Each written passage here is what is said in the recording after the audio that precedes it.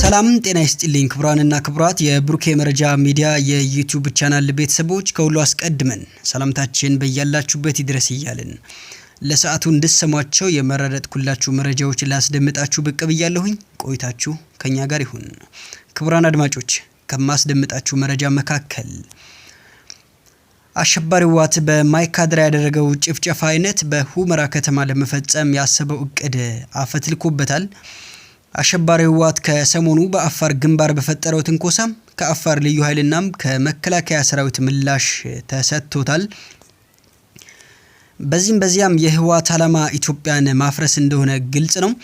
ባለፈው የህዝባዊ ወያኔ ሓርነት ትግራይ ቃል አቀባይ የሆነው ጌታቸው ረዳ የተናገረውን የምንረሳው አይመስለኝም። ዓላማችን ኢትዮጵያን ማፍረስ ነው ሲል በግልጽ መናገሩ አይዘነጋም። ኢትዮጵያን ለማፍረስ ሲኦል መግባት ካለብን ሲኦል ገብተን እንመለሳለን ማለቱ ይታወሳል። ብቻ የህወሓት መቀበሪያ ቀን እየተቃረበ ይገኛል። እነ ጌታቸው ረዳም እየፎከሩ ይገኛሉ። ክቡራን አድማጮች አሸባሪው ህወሓት በማይካድራ ያደረገው ጭፍጨፋ አይነት በሁመራ ከተማ ለመፈጸም ያሰበው እቅድ ምን እንደሆነ በግልጽ ታውቋል። ጊዜያችሁን ሰጣችሁ የአሸባሪው ህወሓት ጉድ እንድትሰሙት ግብዣዬ ነው። በሌላ በኩል የህወሓት ቡድን ህፃናትን በጦር ግንባር ማሰለፉ ለሰብአዊ መብቶች መከበር ደንታ እንደሌለው ማሳያ መሆኑን የውጭ ጉዳይ ሚኒስቴር አስታውቋል። የውጭ ጉዳይ ሚኒስቴር ቃል አቀባይ አምባሳደር ዲና ሙፍቲ በወቅታዊ ጉዳዮች ላይ መግለጫ ሰጥተዋል። በመግለጫቸው ህወሓት ስለፈጸመው ግፍ እንዲሁም መደረግ ያለባቸው ጥንቃቄዎች በመግለጫቸው ጠቅሰዋል። ዝርዝሩን እናስደምጣችኋለን። የኢትዮጵያ ዜጎች ለማህበራዊ ፍትህ ፓርቲ በምህጻር ቃሉ ኢዜማ ሰኔ 14 ቀን በተካሄደው ምርጫ በ28 ምርጫ ወረዳዎች የምርጫ ይደገምልኝ ጥያቄ አቤቱታ ዛሬ በጠቅላይ ፍርድ ቤት መታየት ይጀምራል ተብሏል። ኢዜማ በትናንትናው ዕለት ባወጣው መግለጫ በ28 የምርጫ ጣቢያዎች ምርጫውን ይደገምልኝ ማለቱ ይታወሳል። በዚህም ዙሪያ ወደ እናንተ የማደርሰው መረጃ ይኖረኛል። በሌላ በኩል ከቀናት በፊት የምዝገባ ፈቃዱ ታግዶ የነበረው የአዲስ ስታንዳርድ ሚዲያ መስራች የሆኑት ጸዳለ ለማ ከዚህ በፊት ከተለመዱ ጥቃቶች የተለየና የጎንዮሽ ጠባይ ያለው ጥቃት እየተስተዋለ ነው። የኢትዮጵያ ጋዜጠኞች ለዚህ መዘጋጀት ይገባቸዋል ሲሉ ለቢቢሲ ተናግረዋል። ጸዳለ የአዲስ ስታንዳርድ ሚዲያ ፈቃድ ያገደው የኢትዮጵያ መገናኛ ብዙሃን ባለስልጣንን ህጉን የጣሰ እንዲሁም ያልታሰበበት ውሳኔ መስጠቱ አስደንጋጭ ነው ብለዋል። የፈቃድ መታገዱ የሚዲያው መስራች በይፋ በመንግስት ላይ በሚያቀርቧቸው ትችቶች የመጣ ይሆን እንዴ ተብለው ለተጠየቁት ጥያቄ ጸዳለ አዲስ ስታንዳርድ ተቋም ነው በማለት ጥያቄያቸው ይጀምራሉ። በግሌ የማቀርበው ትችትም ቢሆን ህገ መንግስታዊ መብቴ ነው ሲሉ ምላሽ ሰጥተውበታል።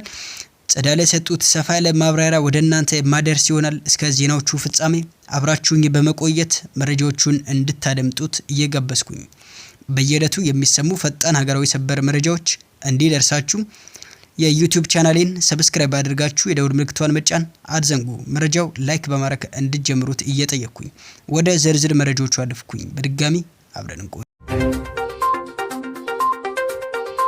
ህወሓት የማይካድራ አይነት ጭፍጨፋ በሁመራ ከተማ ለመፈጸም ያሰበው እቅድ አፈትልኮ መውጣቱ ተሰማም።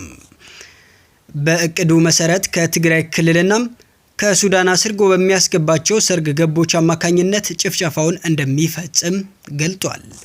ይህንን ለማድረግ እንዲመችም በራያና አፋር በኩል ተደጋጋሚ ትንኮሳ በመፈጸም የመከላከያ ሰራዊቱና የአማራ ልዩ ኃይልን ትኩረት ማዛባት፣ የጦር ኃይል ወደ ራያና አፋር ሲሰባሰብና የምዕራቡ ኃይል ሲሳሳ በዚያ በኩል ጥቃት በመክፈት ድርጊቱን ለመፈጸም ማቀዱ ያሳያል። ህወሓት ከሰሞኑም የአማራ ልዩ ኃይልና መከላከያ በሁመራ ጭፍጨፋ እንደሚፈጽም በማህበራዊ ሚዲያ ማሰራጨት እንደሚጀምር እቅዱ ያሳያል። ህወሓት ከሰሞኑ በአፋር ግንባር በፈጠረው ትንኮሳም ከአፋር ልዩ ኃይልና ከመከላከያ ሰራዊት ምላሽ ተሰጥቶታል። በዚህ ትንኮሳም ያሰለፋቸው ያልሰለጠኑ ህፃናትና ሴቶችን መሆኑ ታውቋል። ህወሓት ከአካባቢው ሲሸሽም ከ300 በላይ አስክሬኖች በሲኖትራክ ጭኖ ወደ መቀሌ መፈርጠጡ ታውቋል።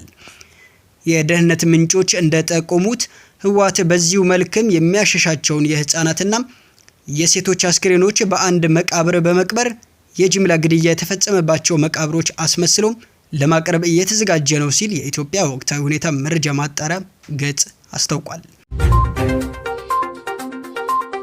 የህወሓት ቡድን ህጻናትን በጦር ግንባር ማሰለፉ ለሰብአዊ መብቶች መከበር ደንታ እንደሌለው ማሳያ መሆኑን የውጭ ጉዳይ ሚኒስቴር አስታወቀም።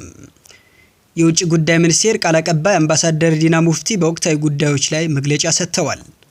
በመግለጫቸውም ህወሓት በትግራይ ክልል ሰብአዊ ድጋፎችን በማስተጓጎል ጥሰት እየፈጸመ መሆኑን አስረድተዋል። ቃል አቀባዩ ቡድኑ በጦር ግንባር ህጻናትን እያሰለፈ መሆኑን ጠቅሰው ይህም ለሰብአዊ መብቶች መከበር ደንታ እንደሌለው ማሳያ መሆኑን ገልጸዋል። አያይዘውም መንግስት በትግራይ ክልል የተኩስ አቁም ቢያውጅም ህወሓት ይህንን ውሳኔ አለማክበሩ ጠቅሰው የቡድኑ ድርጊት ዓለም አቀፍ ማህበረሰብ እውነታውን እንዲረዳና ጁንታውን እርቃኑ ያስቀረው መሆኑን አንስተዋል። በትግራይ ክልል ካለው ሁኔታ ጋር በተያያዘም አንዳንድ ዓለም አቀፍ አካላት የመንግስት አቋም መረዳትና መቀበል ተስኗቸዋልም ነው ያሉት ቃል አቀባዩ። ከህዳሴ ግድብ ጋር በተያያዘም በሰጡት መግለጫም ሁለተኛው ህዳሴ ግድብ የውሃ ሙሌት በተሳካ ሁኔታ መካሄዱን ጠቁመዋል። የውሃ ሙሌቱ የህዳሴ ግድብ በታችኞቹ የተፋሰሱ ሀገራት ላይ ምንም አይነት ጉዳት እንደማያደርስም በተግባር ያረጋገጠ መሆኑንም አውስተዋል። ከሙሌቱ ጋር ተያይዞም በሶስትዮሽ ድርድር መሰረት ለሁሉም ሀገራት የውሃ ሚኒስትሮች ደብዳቤ እንዲደርስ ተደርጓልም ብለዋል። በመግለጫውም ስድስተኛው ሀገራዊ ምርጫ ሰላማዊና ዲሞክራሲያዊ መሆኑን መሰረት በማድረግ የተለያዩ ሀገራዊ መሪዎች ለጠቅላይ ሚኒስትር አብይ አህመድ የደስታ መልእክት መላካቸውን ገልጸዋል። በፖለቲካ መስክም ምክትል ጠቅላይ ሚኒስትርና የውጭ ጉዳይ ሚኒስትር ደመቀ መኮንን ለአውሮፓ ህብረት የአፍሪካ ቀንድ ልዩ ተወካይ ስድስተኛውን ሀገራዊ ምርጫ ታላቁ የህዳሴ ግድብና የትግራይ ወቅታዊ ሁኔታን በተመለከተ ገለጻ መደረጉን አንስተዋል። በተጨማሪም የአውሮፓ ህብረት ኢትዮጵያ ላይ የሚያደርገው ጫና ተገቢ አለመሆኑን ለልዩ ተወካዩ ገለጻ መደረጉ ነው የገለጹት። በዲሞክራቲክ ሪፐብሊክ ኮንጎ፣ ኬንያ በሚገኙ የኢትዮጵያ አምባሳደሮች ከየሀገራቱ መሪዎች ጋር ተገናኝተው በታላቁ የህዳሴ ግድብ ዙሪያ ምክክር ማድረጋቸውንም ጠቁመዋል። አምባሳደር ዲና መንግስት በዜጋ ተኮር ዲፕሎማሲ ላይ አሁንም ጠንካራ ስራዎች እየሰራ መሆኑን ጠቅሰዋል። ከሰሞኑ በደቡብ አፍሪካ ተከስቶ በነበረው ሁከትና ብጥብጥ በኢትዮጵያውያን ዜጎች ላይ የአካል ጉዳትና የንብረት ውድመት መድረሱን አንስተው የአካል ጉዳት የደረሰባቸው ዜጎችም ሕክምናቸው እየተከታተሉ መሆኑ ነው የተናገሩት። ከተመላሽ ዜጎች ጋር በተያያዘም ከሳውዲ አረቢያ 130 በላይ በረራዎች በማድረግ ከ41 ሺህ በላይ ዜጎች መመለሳቸውንም ገልጸዋል። የውጭ ጉዳይ ሚኒስቴሩ አምባሳደር ዲና ሙፍቲ የኢትዮጵያ ዜጎች ለማህበራዊ ፍትህ ፓርቲ በምህጻሩ ኢዜማ ሰኔ 14 ቀን በተካሄደው ምርጫ በ28 ምርጫ ወረዳዎች የምርጫው ይደገምልኝ ጥያቄ አቤቱታ ዛሬ በጠቅላይ ፍርድ ቤት መታየት ይጀምራል። ኢዜማ በእነዚህ ምርጫ ወረዳዎች የተፈጸሙ ግድፈቶች አሉ በሚል ጉዳዩን ወደ ፍርድ ቤት መውሰዱን በፌስቡክ ገጹ ላይ ይፋ አድርጓል። ለፌዴራል ጠቅላይ ፍርድ ቤት አቤቱታ ያስገባውን ኢዜማም ጉዳዩን ወደ ፍርድ ቤት የወሰድኩት የኢትዮጵያ ብሔራዊ ምርጫ ቦርድ ያቀረብኩለትን ቅሬታዎችን እንዲሁም ማስረጃዎችን ሳይገመግም ውሳኔ ስላስተላለፈብኝ ነው ብሏል። ኢዜማ በፌስቡክ ገጹ እንዳለው ሰኔ 14 ቀን በተደረገው አገራዊ ምርጫም ከድምጽ አሰጣጥ ጋር ተያይዞም ከቀበሌ እስከ ክልል ባሉ የገዢው ፓርቲ አመራሮች ከቀበሌ ሚሊሻ እስከ ልዩ ኃይል ድረስ ባሉ የጸጥታ አስከባሪዎች የምርጫ አስፈጻሚዎችና ማንነታቸው ባልታወቁ ግለሰቦች አማካኝነት ምርጫው ሲስተጓጎል እንደነበር ከሷል። ይህም በምርጫው ውጤት ላይ ተጽዕኖ አሳድሯል ተብሏል። ለዚህም በቂ የሆነ የሰው ሰነድ በቪዲዮናም የምስል ማስረጃዎች ማጠናቀሩን በፌስቡክ ገጹ አውስቷል። ኢዜማ ለኢፌድሪ ጠቅላይ ፍርድ ቤት ትናንት ያስገባው አቤቱታ ተፈጽሞባቸዋል ባላቸው 28 የምርጫ ወረዳዎች ምርጫው በድጋሚ እንዲካሄድ ፍርድ ቤት ውሳኔ እንዲያስተላልፍለት በመጠየቅ ነው። የፌዴራል ጠቅላይ ፍርድ ቤት ሁለተኛ የምርጫ ጉዳይም ችሎት ዛሬ ሐምሌ 15 ቀን ከጠዋት ጀምሮ የቀረበለትን አቤቱታ መመልከት ይጀምራል። ከቀናት በፊት የምዝገባ ፈቃዱ ታግዶ የነበረው የአዲስ ስታንዳርድ ሚዲያ መስራች የሆኑት ጸዳለ ለማ ከዚህ በፊት ከተለመዱ ጥቃቶች የተለየምና የጎንዮሽ ጠባይ ያለው ጥቃት እየተስተዋለ ነው፣ የኢትዮጵያ ጋዜጠኞች ለዚህ መዘጋጀት ይገባቸዋል ሲሉ ለቢቢሲ ተናገሩ። ከዚህ ቀደም የመገናኛ ብዙሃን ከመንግስት ጋር ስለመብታቸው ይታገሉ እንደነበርም የሚያስታውሱ ጸዳለም አሁን ላይ ይህ ተቀይሯል ብለዋል። ይህ በተለይም በበይነ መረቡ ላይ በሰፊው እየታየ መጥቷል ይላሉ። መንግስት ጥቃቶችን ወደ ግሉ ዘርፍ በማዘዋወር የሚያደርሰው ጫናም እጅግ እንደሚያሳስባቸውና መቆም እንዳለበትም ተናግረዋል። እነዚህ ጥቃቶች ከግለሰቦች ከአንዳንድ ተቋማት ብሎም ለመንግስት ጋር ቅርበት ካላቸው አካላት የሚደርስ ስድብን፣ ማዋረድ፣ ዛቻና ማስፈራሪያ ያጠቃለሉ ናቸውም ብለዋል። አንዳንዴም የሚላኩት መልእክቶች ቤተሰብን ጭምር የሚያስፈራሩ እየሆኑ መምጣታቸውን አንስተዋል። ጋዜጠኞቻችን ለዚህ ጉዳይ መዘጋጀት ያለባቸው አዲስ ክስተት ነው። መደረግ የሌለበት ግን እየመጣ ያለ ክስተት ነው። አሁን የተደረገው ነገርም ይህ ነው። አንድ የመንግስት ባለስልጣን የእናት ጡት ነካሽ ሲል በሺዎች የሚቆጠሩ የመንግስት ደጋፊዎች እንደዚሁ ነው የሚረዱት። ሚዲያው ራሱን ከነዚህ አይነት ጥቃቶች ለመከላከል ይህ ትምህርት ሊሆነው ይገባል ሲሉ ተናግረዋል። ጸዳለ የአዲስ ስታንዳርድ ሚዲያ ፈቃድ ያገደው የኢትዮጵያ መገናኛ ብዙሃን ባለስልጣንን ህጉን የጣሰ እንዲሁም ያልታሰበበት ውሳኔ መስጠቱን አስደንጋጭ ነው ብለዋል። መሆን የሌለበት ሊፈጠርም የማይገባ ነበር በማለትም ባለስልጣኑ አሳልፎት የነበረውን የእገዳ ተግባር ገልጸውታል። የመገናኛ ብዙሃን ባለስልጣኑ በአዲስ የሚዲያ ህግ መሰረት የተሰጠውን ስልጣን ተላልፎም የአዲስ ስታንዳርድ ሚዲያ አሳታሚ የሆነውን የጃኬን አሳታሚ ፈቃድ አግኝቻለሁ ማለቱ አግባብ አይደለም ሲል ተቋሙ ባለስልጣኑን መሞገቱን በይፋ አስታውቋል። የተቋሙ መስራች ጸዳለ እንደሚሉትም ይህ ፈቃድ የተሰጠው በንግድ እና ኢንዱስትሪ ሚኒስቴር እንጂ በባለስልጣኑ አይደለም። በባለስልጣኑ የሰጠውን ፈቃድም የኦንላይን ተግባራትን የተመለከተውን ብቻ ነው ሲሉ ተናግረዋል።